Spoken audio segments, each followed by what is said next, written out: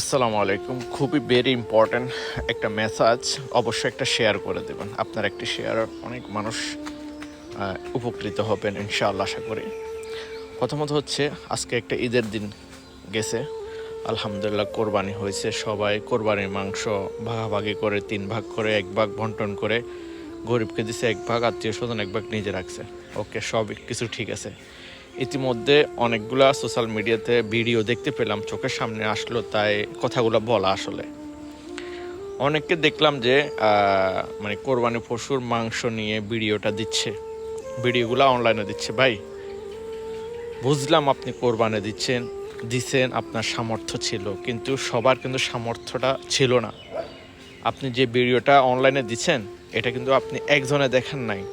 যাদের সামর্থ্য নাই তারাও কিন্তু ভিডিওটা দেখেছে, তাদের বাচ্চা কাচ্চা আছে। তারা যখন তাদের মা বাবাকে প্রশ্ন করছে, বাবা মা আমরা কি কোরবানি দেব না, তখন তাদের মাথা কিন্তু কি বলবো, বাচ্চাদের সামনে তার অপমানিত হয়েছে, অপদস্থ হয়েছে।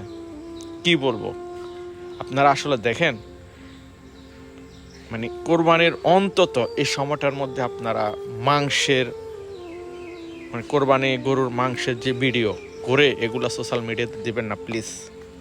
আপনাদের কাছে একটা রিকোয়েস্ট, যারা দিয়েছেন, যারা দেন নাই, যারা দেওয়ার আগ্রহ আছে দিবেন না।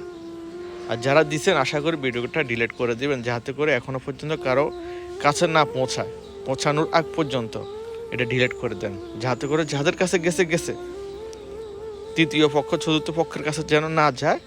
ভিডিওটা প্লিজ রিকোয়েস্ট ডিলিট করে দেবেন। আর এই ধরনের কাজ করবেন না, এগুলা থেকে একটু বিরত থাকবেন প্লিজ।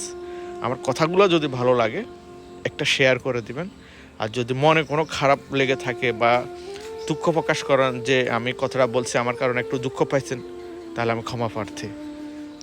সবাই ভালো থাকবেন। আসসালামু আলাইকুম রহমতুল্লাহ।